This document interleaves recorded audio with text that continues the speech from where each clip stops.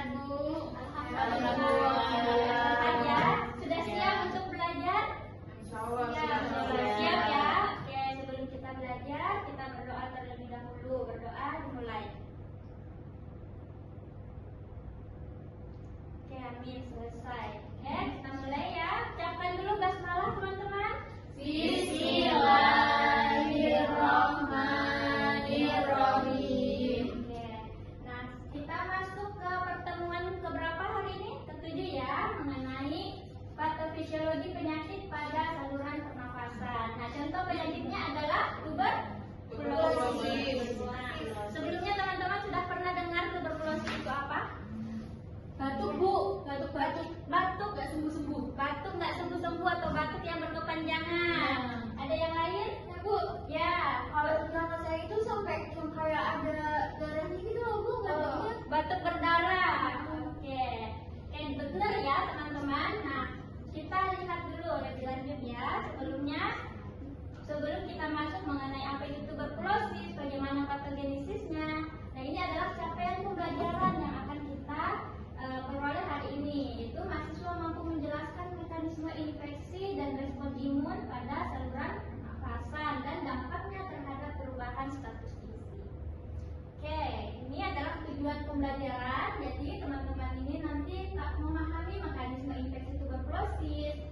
Teman-teman bisa menjelaskan respon imun tubuh terhadap infeksi tuberkulosis dan mengaitkan hubungan antara status gizi dan kerentanan terhadap tuberkulosis.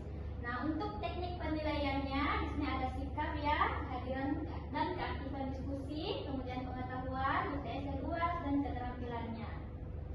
Oke. Nah, tuberkulosis ini merupakan penyakit menular yang disebabkan oleh infeksi Mycobacterium tuberculosis atau bakteri Mycobacterium tuberculosis atau biasanya juga disebut dengan MTB ya. Nah, Mycobacterium tuberculosis ini itu menyerang berbagai organ, tapi terutama itu di paru. Nah, tahukah teman-teman?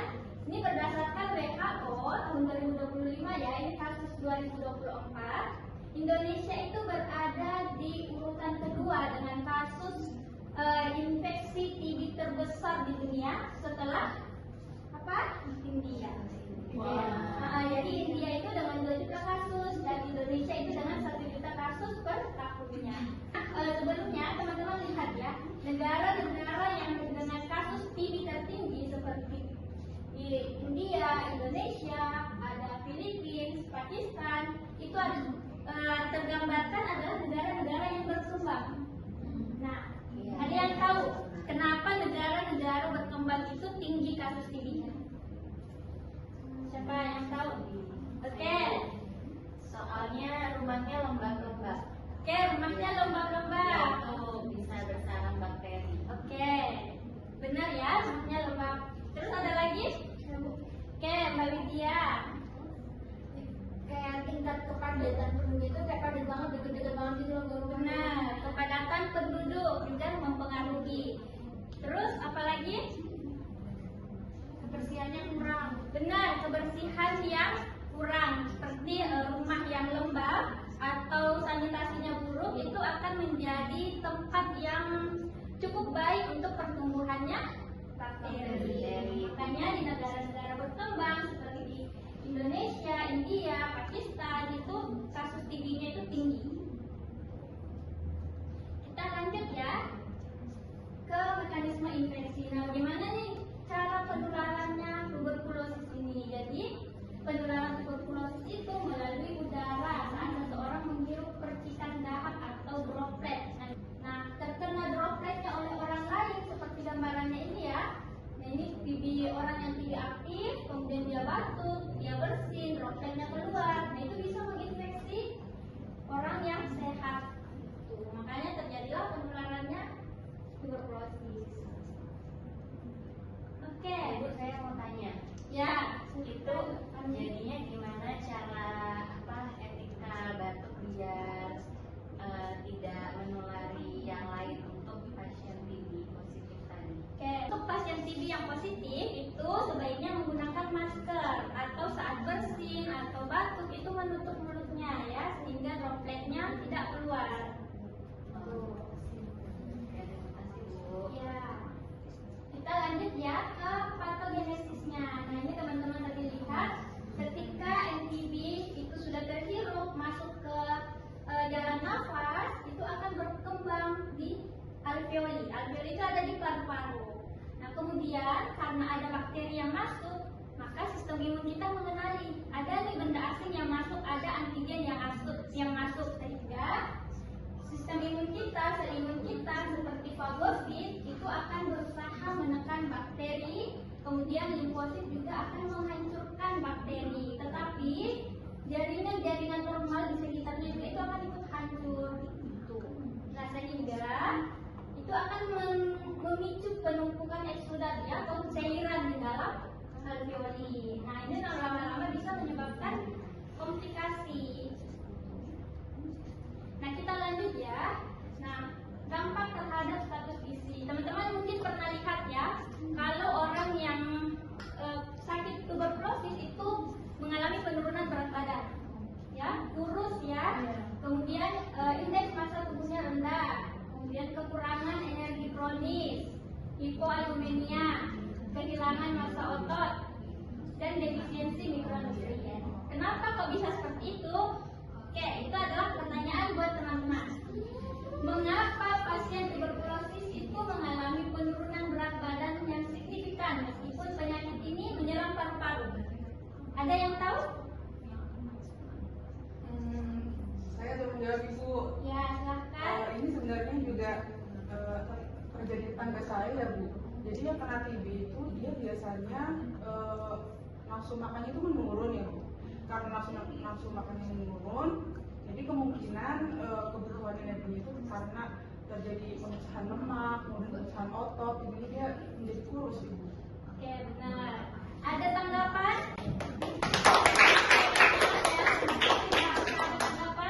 Ibu mau coba menanggapi, Ya. tapi nanti dikoreksi ya Bu. Ya. Jadi seperti tadi yang sudah dijelaskan oleh Bu Uzia, bahwa apabila patogen masuk ke dalam tubuh maka akan terdeteksi oleh sistem imun, begitu ya Ibu. Kemudian akan mengalami yang namanya gejala inflamasi, betul Ibu? Atau peradangan ya Bu ya. Kemudian nanti diperparah dari peradangan itu nanti diperparah dengan kondisi yang sudah disebutkan bahasa tadi, yaitu seperti penurunan berat badan, penggunaan energi dari pemecahan lemak dan otot dan lain sebagainya, sehingga bisa menyebabkan sehingga bisa menyebabkan terjadinya tuberkulosis. Oke, benar ya, teman-teman.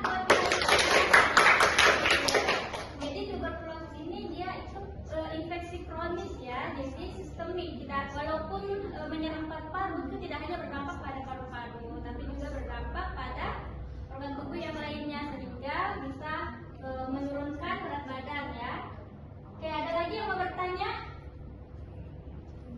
Siapa yang mau bertanya? Sudah jelas Bu. Bu, Ya. Bu, jadi kalau sakit TB itu bolehnya makan apa sih Bu, atau dietetiknya buat pasien TB itu gimana sih Bu? Oke, bagaimana dietetika pasien TB? Ada yang bisa menjawab? Sudah belajar tentang dietetika? Sudah. Ada yang bisa menjawab dietetika? Oke, silahkan. Saya coba menjawab ya Bu, tapi kalau salah mohon dibenarkan ya Bu. Oke. Ya jadi tadi karena ada katabolisme ya, jadi ada pembongkaran otot gitu ya. Kemudian pasiennya tidak nafsu makan, jadi harus diberikan diet yang tinggi energi dan tinggi karbohidrat gitu untuk nanti mencukupi energi yang dibutuhkan untuk penyembuhan TB tersebut. Oke, diet yang Tinggi energi dan tinggi karbohidrat. Oke, Tinggi benar ya. protein juga sih Bu. Oke. Ya. Oke, tepuk tangan buat. Oke, terakhir saya akan menampilkan video ya. Bu, ada suara. Nah, ini bagaimana tuberkulosis menginvasi ya.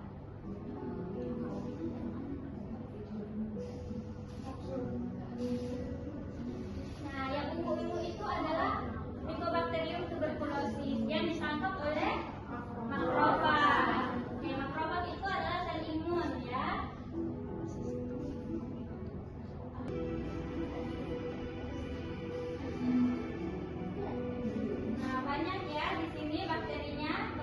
lihat di alveoli?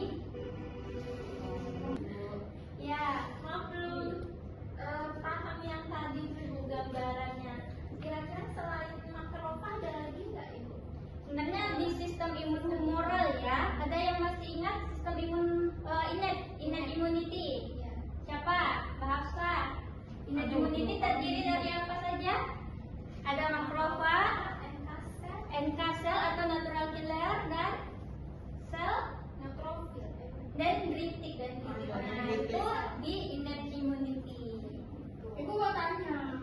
Ya, silahkan. Jadi kan sebenarnya sistem imun tubuhnya tuh kan berlapis ya Bu. Tapi kenapa orang tuh masih bisa tetap sakit TB gitu?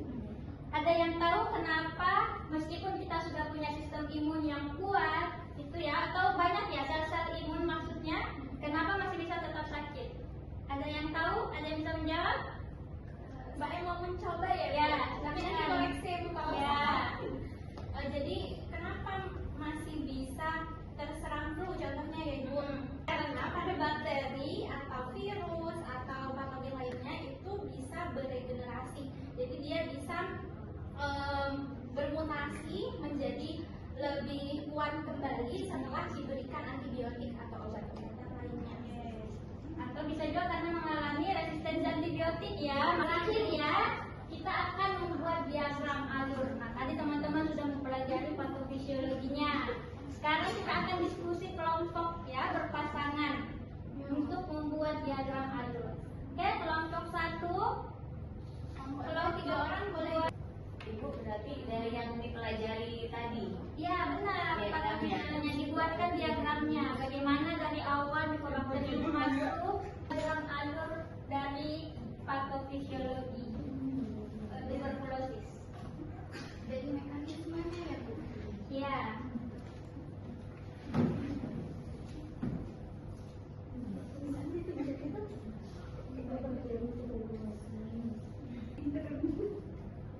Oke, waktu habis. Kelompok berapa yang mau menjelaskan, mempresentasikan atau memaparkan hasil diskusinya? Ya, ini hasilnya ya teman-teman. Nggak tahu kalau salah. Nah, pertama ini bakteri TB-nya namanya Mycobacterium tuberculosis. Nah, kemudian masuk ke paru-paru sampai ke alveolus. Nah, kemudian bakteri TB tersebut ya itu nanti sel imun kita akan bekerja yang inet, itu akan dimakan oleh makrofag. Nah, tapi kalau misalkan tidak berhasil ya makrofag memerangi, nanti ada sistem imun yang adaptif. Nah, kemudian kalau masih tidak berhasil juga, nah maka nanti bisa ada respon inflamasi. Nah, ada respon inflamasi. Nah, kemudian ada respon inflamasi tersebut memicu penurunan nafsu makan. Nah, penurunan nafsu makan ini nanti akan meningkatkan kebutuhan energi, protein, karbohidrat. Nah, jadi tadi dietnya tuh harus diet tinggi energi dan protein. Oke, tepuk tangan untuk kelompok 1. Oke, sudah cukup paham ya. Nah, sehingga adik-adik bawa tugas nih pulang ke rumah ya untuk membuat review terkait gejala klinis, dan itu dimasukkan ke dalam asesmen gizi pada pasien tuberkulosis. Nah, untuk videonya adik-adik bisa scan barcode-nya. Oke, terima kasih ya. Cukup untuk pertemuan hari ini. Oke, cukup ya. Oke, kita sama-sama mengucapkan alhamdulillah.